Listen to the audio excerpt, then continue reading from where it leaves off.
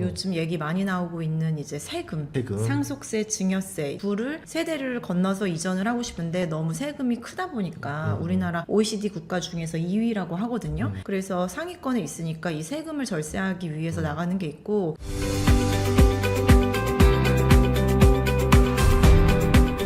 요새 부자들은 어떻게 움직이는가, 제가 환율 때문에 네. 부자분들이 되게 고민이 많으시더라고요. 그럼요. 요즘 너무 많이 올랐잖아요. 네, 거기다가 이제 자꾸 우리나라 기업들도 미국으로 투자를 하면서 이제 기업이 빠져나간다. 그러니까 부자들도 빠져나간다. 네. 이런 얘기들이 들었는데 실제로 부자들을 또 많이 만나보시고 그분들이 또 이민에 대한 얘기를 많이 해보시잖아요. 네. 어떤 상황인가요?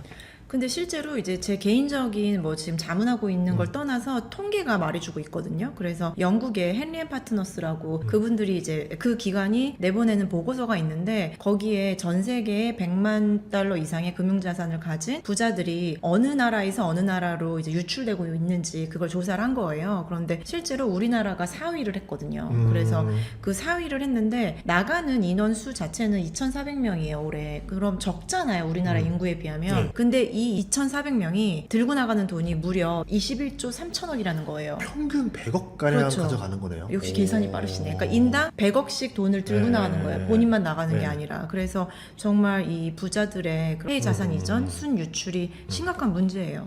저도 예전에 캐나다 이민을 가려고 아. 해봤었던 사람으로서 갔다가 이제 포기하고 돌아왔던 이유가 뭐냐면, 외국이 생각보다 그렇게 살기가 편한 곳은 아니더라고요. 그렇죠. 근데 그런데도 불구하고 이제 그분들도 수많은 고민을 했는데도 나간다는 건 이유가 네. 있을 거 아니에요. 그쵸. 뭐니 해도 요즘 얘기 많이 나오고 있는 이제 세금, 상속세, 증여세, 부를 세대를 건너서 이전을 하고 싶은데 너무 세금이 크다 보니까 우리나라 OECD 국가 중에서 2위라고 하거든요. 그래서 상위권에 있으니까 이 세금을 절세하기 위해서 나가는 게 있고, 또 두 번째는 또 캐나다도 그 중에 하나인데 교육 목적으로도 많이 나가세요. 그래서 선진국의 뭐 영어권 교육에서 같은 경쟁을 하더라도 투자를 하더라도 아이들이 더 진학할, 좋은 대학으로 진학할 가능성이 많다 보니까 교육 목적으로도 많이 나가시고, 또 정말 비즈니스 기회를 보시고 뭐 미국이라든지 뭐 두바이라든지 이런 데들은 뭐 제2의 뭐 아메리칸 드림 이런 것들을 꿈꾸시면서, 또 비즈니스가 아무래도 친화적이고 글로벌 환경이 또 비즈니스 하기에 좋은 환경들이 마련이 돼 있잖아요. 그런 다양한 목적으로 이주를 하고 계세요. 근데 과거에 이제 비즈니스라던가 교육 목적은 꾸준히 있었던 거고, 근데 이제 갑자기 더 늘었다고 했으면은 네. 그 목적들이 그럼 절세 목적으로 가는 사람들인 거예요? 절세 목적이 아무래도 크고요. 그리고 그런 것도 있겠죠. 좀 안타까운 현실이긴 한데 우리나라의 경제가 그런 전망, 그리고 GDP 앞으로 경제 성장률 전망만 보더라도 지금 뭐 겨우 뭐 1% 이내로 유지하고 있는데, 인구도 늘고 있고 여러 가지로 뭐 관세 협정에서 또 불리한 면도 있고 이러면 경제 성장도 앞으로 전망이 어둡고, 또 우리 요즘에 뭐 취업이라든지 일자리라든지 굉장히 구하기 어렵다고들 하잖아요. 그런 부분에서 좀 미래, 그리고 이민까지 생각하시는 분들은 또 다음 세대 자녀들을 위한 준비 목적으로 해서 점차 많이 나가고 있는 것 같고요. 이게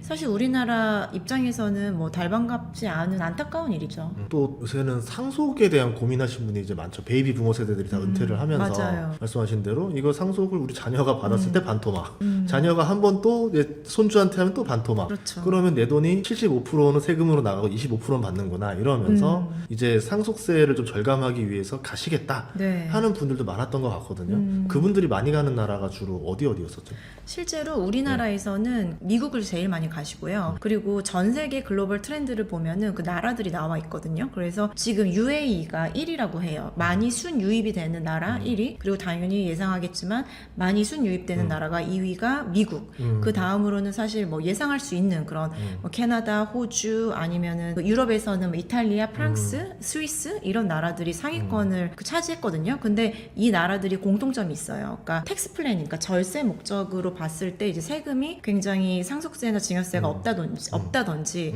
그리고 뭐 비즈니스 환경이라든지 교육이나 단순히 사람들이 또 그 소장님이 말씀하셨지만은 딱 세금 하나만으로는 이민까지 가기 쉽지 않잖아요. 근데 생활 인프라라든지 뭐 치안이나 안전 이런 거를 종합적으로 생각했을 때 살기 좋으니까, 더 나으니까, 그리고 이 정도 세금을 줄이면서 또 거기에서 적응해가지고 살 수 있으니까 또 가시는 나라들이 많이 있는 거죠. 그래서 이제 보통 동남아라 하더라도 싱가포르 많이 가는 것 같고 말레이시아도 많이 가죠. 그렇죠. 말레이시아가 또 싱가포르하고 붙어 있고 조호바루 이런 데들 많이 가시는데 또 이제 동남아시아하고 제가 이제 그 미국하고 두바이로의 자산 이전과 이제 이주 같은 것들을 자문을 해드리고 있는데 그 동남아시아하고 좀 비교를 하면 싱가포르도 진짜 많이 가시고요. 근데 싱가포르이 동남아시아에서는 사실 제일 좋아요. 뭐 교육도 그렇고 뭐 치안도 그렇고 그런데 그 싱가포르는 물가가 정말 비싸고요. 비싸죠.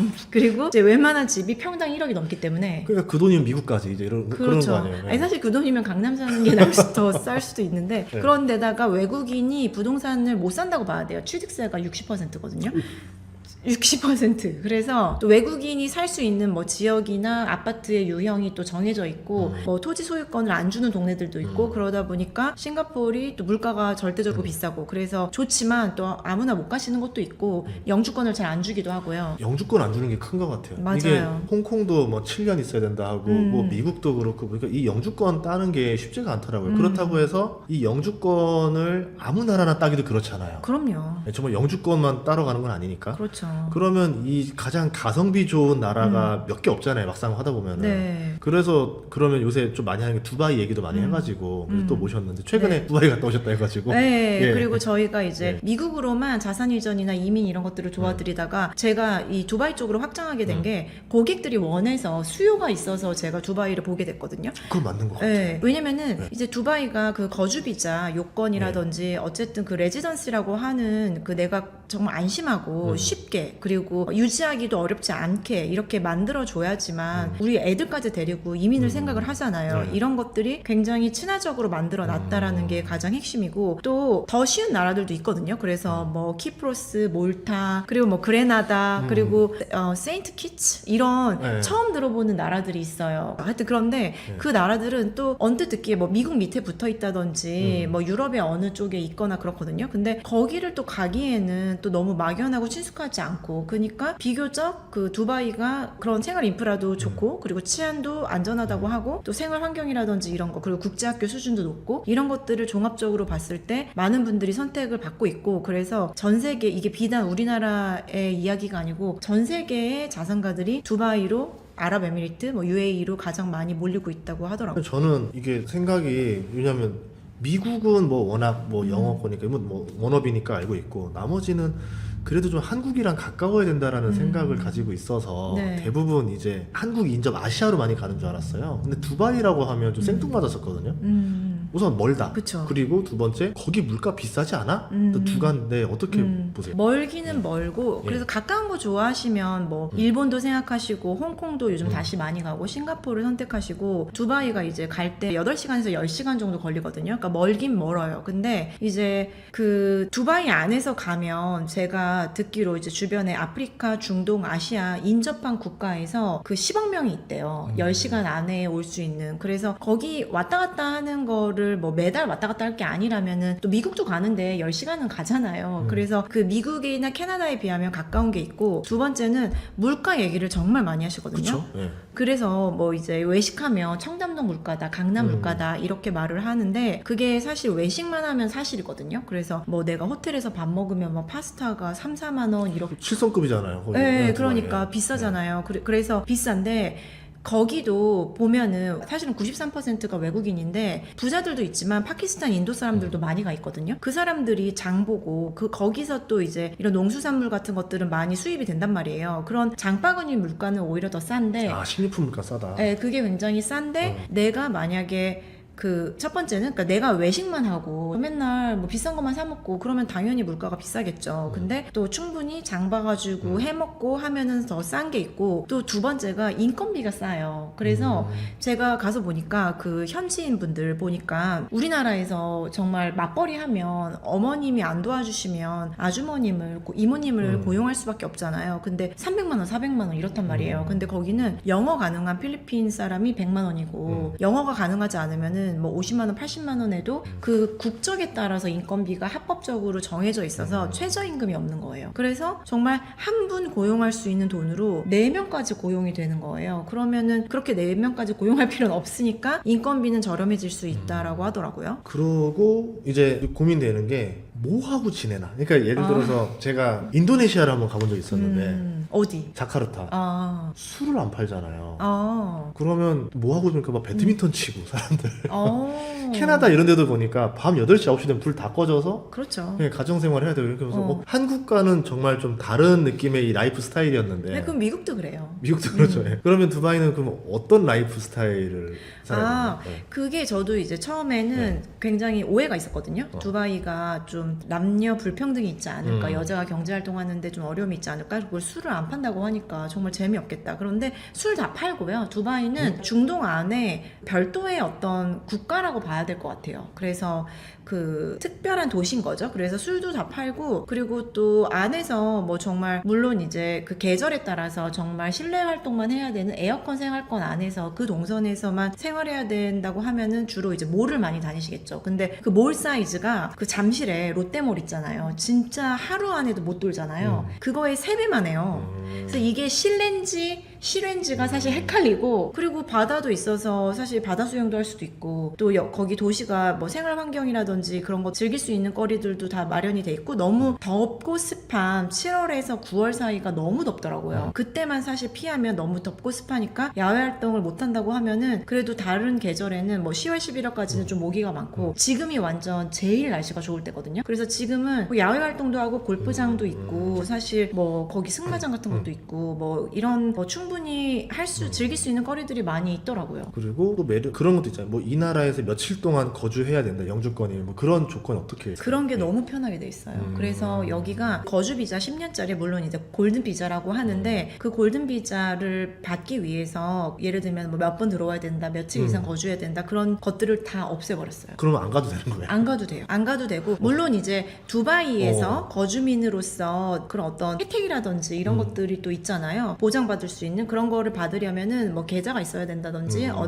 어느 정도 일정 기간 이상 거주해야 된다든지 그런 게 필요한데, 그냥 정말 골든 비자가 2가지가 되거든요. 그 부동산만 8억 정도, 지금 환율로 8억 정도 이상의 부동산만 계약하더라도 한 계약금 2번 정도 내면은 골든 비자 신청이 돼요. 직계가족까지. 아니면은 그걸 그냥 은행에 예치해도 나와요. 그런데 그냥 투자 안 하고 예금에 넣어놔도 나오거든요. 그러면은 내가 두바이에 왔다 갔다 안 해도 되는 거예요. 이게 굉장히 편리한 게, 제가 이제 미국 자문을 많이 하다 보니까 정말 수백 분을 미국으로 보내드렸는데, 그 미국의 사실 영주권은 받고 나면 이득만 있는 게 아니거든요. 그걸 유지하기 위해서 다른 나라에 나와서 오래 있으려면은 뭐 리엔트리 퍼밋을 또 허가를 받아야 되고, 그게 요즘에는 뭐 3번 이상 연장도 안 되고, 또 미국에 뭐 6개월마다 나가줘야 되고, 굉장히 유지하는 게 번거로운데, 이런 레지던시를 어느 나라보다도 두바이가 편리하게 해놨더라고요. 그리고 꼭 골든 비자가 아니더라도 비자를 받을 수 있는 방법이 다양해요. 그래서 뭐 법인만 세워도 법인 세워지는데 뭐 1주면 세워지거든요. 근데 2년 정도의 거주 비자는 또 나오고, 근데 법인을 세워서 나온 비자 같은 경우에는 이거를 유지하기 위해서 계속 두바이에 들어와 줘야 돼. 그런 게 좀 불편함이 있고, 그거 외에도 엔지니어다, 아니면 내가 어떤 전문 기술이 있거나 전문직이다, 이런 사람들을 위한 또 비자가 잘 나오거든요. 그래서 굉장히 비자를 받고 거주 체류를 합법적으로 할 수 있는 방법이 많더라고요. 제가 이 두바이를 이렇게 여쭤보게 됐던 이유는 뭐냐면, 네. 저번에 KBW라고 그게 아시아에서 2번째로 큰 블록체인 행사가 있는데, 거기 사회 보셨잖아요. 네, 한국에서 열리잖아요. 그래서 했더니 뭐 다 글로벌 사람들이 오니까 어디 사니? 그 두바이 너무 많이 들었어요. 그래서 두바이가 뭐 하는 곳인데? 아, 그분들이 국적이 다른 나라인데 두바이로 간 거예요? 공통점은 다 코인 부자들이죠. 코인 부자나 코인 쪽에 이제 C레벨들인데, 이 사람들이 다 두바이에 있더라. 그래서 두바이가 무슨 코인과 무슨 연관이 있나 몰랐었는데, 뭔가 매력이 있지 않겠나 싶었던 거거든요. 코인 부자들 실제로 많이 있나요? 네, 실제로 정말 많고요. 네. 정말 암호화폐 부자들의 성지라고 그런 닉네임이 붙을 정도거든요. 근데 저도 이거를 좀 알아보니까, 일단은 그 암호화폐 코인 부자들이 그 선택하기에 너무 좋게 해놨어요. 일단 관련된 세금이 전혀 없으니까. 또 우리나라 뭐 2027년 1월 1일부터 다시 뭐 기타 소득에 과세하고 자본이득에 대해서 이제 세금이 나오려고 하잖아요. 근데 두바이는 국가 차원에서 정부가 아예 우리나라가 최고의 그런 코인의 성지가 돼야 되겠다, 이런 암호화폐를 국가적인 차원에서 이 산업을 국가가 밀어주고 있거든요. 그래서 첫 번째는 그런 세제적인 혜택이 좋고, 두 번째는 이 코인을 가지고서 내가 환전한다든지 거래한다든지 투자한다든지, 또 이거를 다시 뭐 화폐로, 그러니까 환전이죠, 이렇게 하는 데 있어서 있어서 불편함이나 스트레스를 전혀 없게 만들어놨거든요. 그러다 보니까 그냥 그 코인 부자들이 바로 환전 투자, 뭐 구매라든지 이런 것들이 가능하게 해놓다 보니까 그분들한테는 사실 천국인 거예요. 그리고 전 세계에서 가장 먼저 암호화폐 관련된 법과 제도를 정비하고 마련한 나라가 두바이라고 하더라고요. 그러니까 본인이 그 세계적으로 두바이가 그 선점하고 싶었던 것 같아요. 그래서 굉장히 그 나라 차원에서 아마 암호화폐 산업을 밀고 있습니다. 그런 이유 때문에 그렇다. 네. 그리고 그 상속세를 어쨌든 제일 관심 많이 있어 하는데 이게 두바이로 가게 된다면 얼마나 절약이 되기 때문에 뭐 메리트가 있을 거 아니에요. 그럼요. 숫자로 보여줘야 되니까 어느 정도인가요? 그게 저는 이런 컨설팅을 하고 있으니까 그 자산가분들이 자산 이전할 때 이제 자문을 하러 오잖아요. 실제로 한 3주 전에 오신 고객인데 본인이 열심히 사업하셔가지고 엑시트를 하셨어요. 그래서 자녀에게 돈을 100억을 물려주고 싶은데 그 국내에서 거주하면서 국내 거주자인 자녀에게 내가 상속하려고 증여죠. 증여하려고 했을 때 100억을 물려주려면 160억이 부모가 있어야 된대요. 그러니까 60억이 날아가잖아요. 근데 이 60억이라는 돈은 사실 그걸 마련하려면 이게 우리가 그 최고과세 구간에다가 세율이 또 건강보험료까지 해버리면 50% 넘게 세금 내야 되잖아요. 그러면 120억 이상을 또 자기가 벌어야지만 그거를 보존할 수 있는 돈이거든요. 마련할 수 있거든요. 그러니까 이런 분들은 만약에 이걸 가지고서 그대로 자산 이전과 이주를 아예 두바이로 했다. 그러면 160억을 그대로 아이한테 물려줄 수 있잖아요. 근데 보통 뭐 외국으로 가려면 그거 다 처분하고 세금 내고 넘어가야 되는 거 아니에요?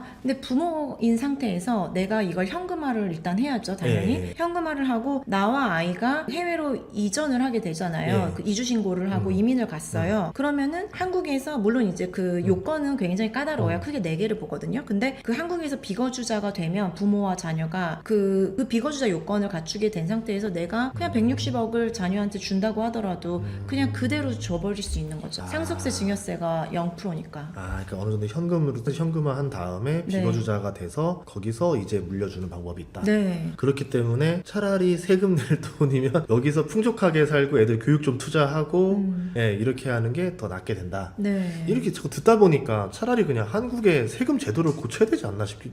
저도 저는 그 안타깝게 생각이 드네요. 생각하는 게 네. 올해만 해도 그 네. 2,400명이 21조 3천억 원을 네. 들고 나간다고 했잖아요. 근데 이게 무려 6배가 그러니까 4년 만에 6배가 늘어났대요. 근데 우리나라 상속세로 걷어들이는 세금이 4조예요. 그러니까 4조를 걷기 위해서 21조 3천억 원이 나가는데 이 상승률이 가파르단 말이에요. 그러면 소탐대실하고 있는 게 아닌가라는 개인적인 생각이 있습니다. 프랑스가 그렇잖아요. 프랑스가 네. 계속 이제 소득세율을 위로 올리니까 부자들이 못 견뎌서 계속 해외로 이민을 나간다. 이탈리아로 간다 어디로 간다 막 들었던 것 같거든요. 네. 그런 거 봤을 때는 국가가 근데 이거를 어떻게 제도를 고칠 수 있는 건 아니고 결국은 부자들이 계속 빠져나가는 상황으로 네. 되고 있다. 그러면 뭐 두바이 쪽은 사업 이민이 많아요? 투자 이민이 많아요? 어떤 쪽으로 많은가요?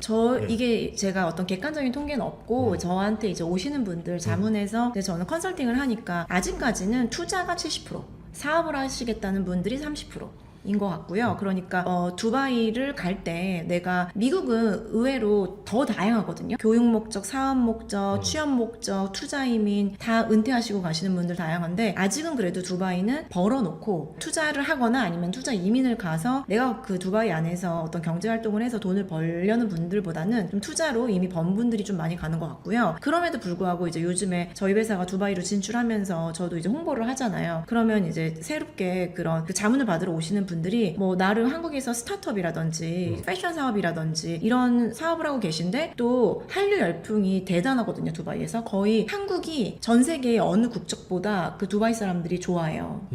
우러러보고 그리고 채용하기도 좋아하고. 근데 사실 한국 사람들은 거의 대부분 좋아해요. 성실하잖아요. 그래서 근데 두바이 사람들이 한국에서 왔다 그러면 정말 다시 보고 또 되게 존경하고 그 K문화에 너무 관심이 많아가지고 그러기 때문에 또 비즈니스 하기에도 그 우호적이라고 하더라고요. 신뢰를 많이 한대요. 그러니까 이거는 정말 우리가 감사한 거죠, 나라에. 그래서 점차 저는 사업하시는 분들도 많이 늘어날 것 같아요. 그리고 이민 갈 때 이제 많은 사람들이 이제 고민하는 거잖아요. 뭐냐면 얼마를 가지고 가는 사람부터 효과적인가.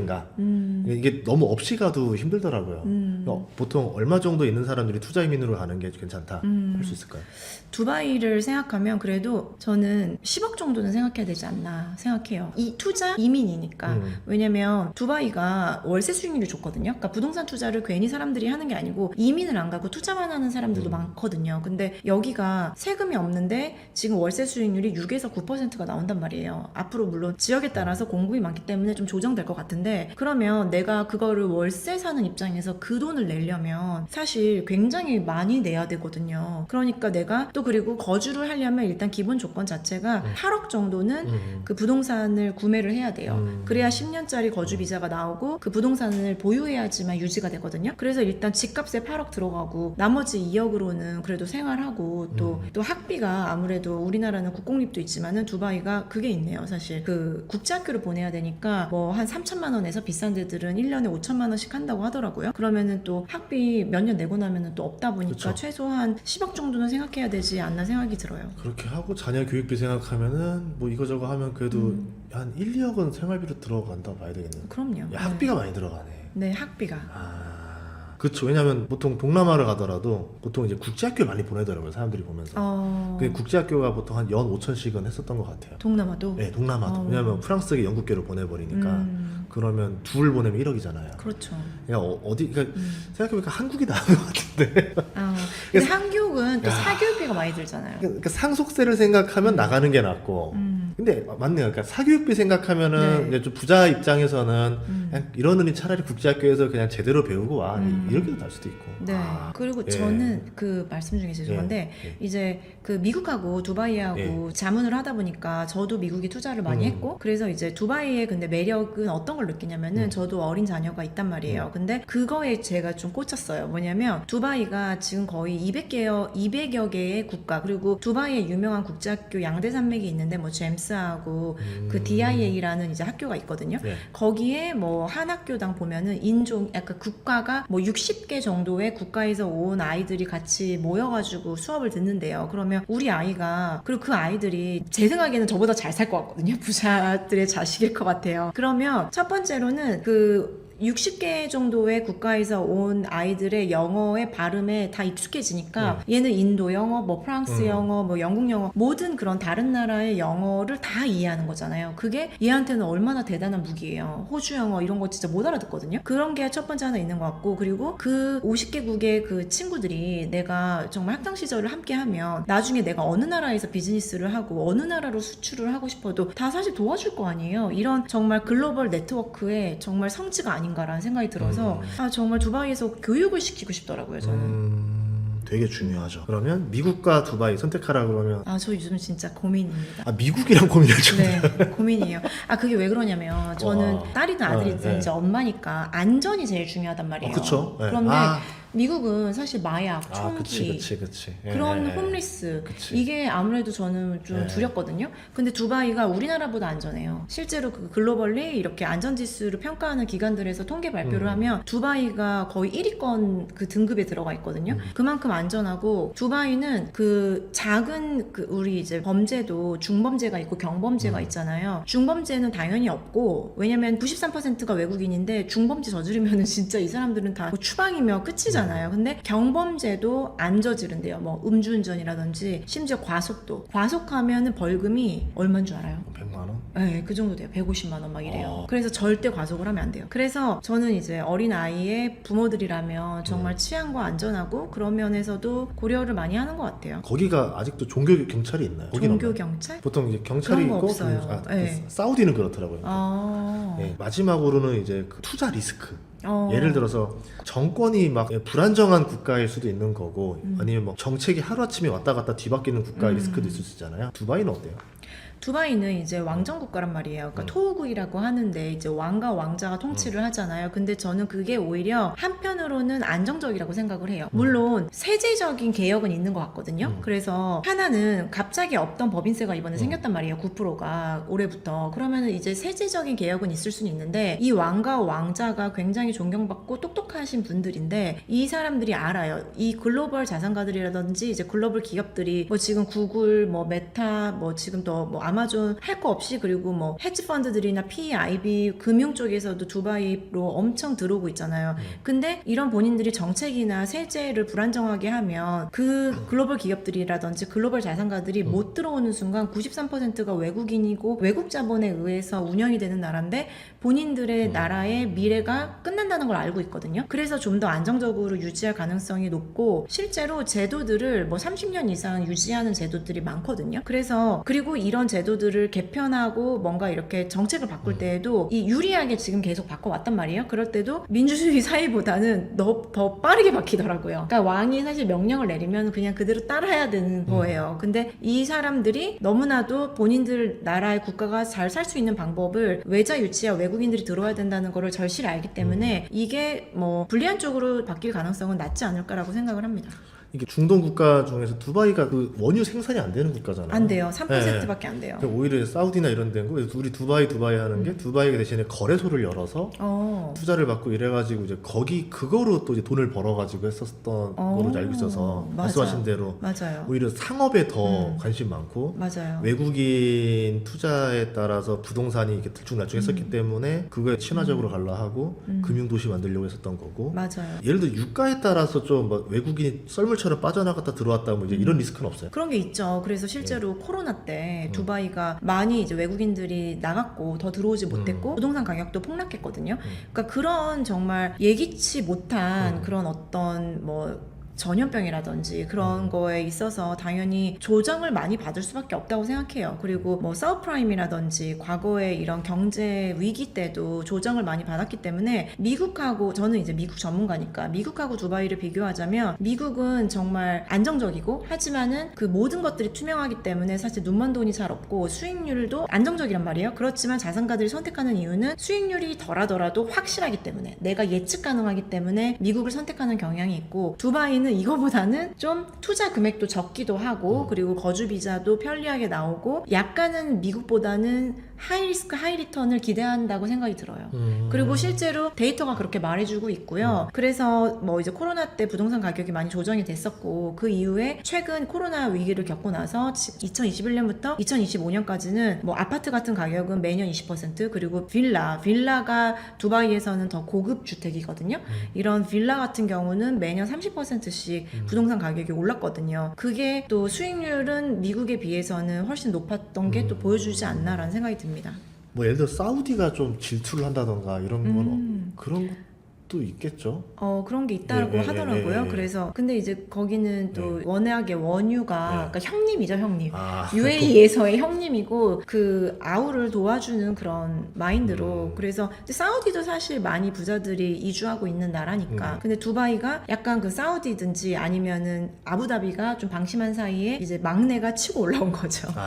네. 그래서 사실은 뭐 지리학자들이라든지 이런 분들은 그런 얘기 하더라고요. 두바이가 안전할 수 있는 이유가 매력이 없는 땅이어서 그렇다. 석유가 없어. 석유가 없으니까 신고할 이유가 없는 거야. 네, 그러니까 사실 토지와 생산 가능한 그 땅이 뭔가 농작물을 생산한다든지 아니면은 그런 원유라든지 뭐 이제 석탄이라도 뭐가 나와야 얘가 주변 국가들한테 침략을 받는데 여기는 정말 허벌판에 모래에서 그 어떻게 보면은 그 눈에 보이지 않는 그런 금융 서비스라든지 지금 그 주력하고 있는 게 뭐 물류라든지 뭐 유통이라든지 아니면은 또 가장 중요한 이제 크립토 뭐 웹3 그런 쪽으로 국가를 성장시키고 있는 거잖아요. 그리고 가장 중요한 거는 이제 부동산 개발 이런 거를 이제 나라가 주도해가지고 개발하고 있거든요. 그러다 보니까 오히려 이런 그 가치 없는 땅이기 때문에 오히려 더 여긴 안전하다라고 보시는 분도 있더라고요. 약간 중동의 홍콩 같은 포지션이라고 해야 될까요? 그렇네요. 맞네요. 네. 그러면 이제 두바이라는 데 이제 발견을 했어요. 다음번에 또 생각해두는 국가 있으세요? 앞으로 여기도 이민으로 많이 뜰 것 같아 하는 데들. 지금 찾고 있는데 이민으로 많이 뜰 것 같아 라기보다는 좀 부동산 투자로 요즘 약간 흥미롭게 보고 있는 데들이 그러니까 제가 미국하고 그 다음에 중동을 봤잖아요. 근데 아프리카는 너무 먼 것 같고 이제 유럽 안에서 관심 있는 나라는 유럽 좋아. 런던이에요. 비싸잖아요.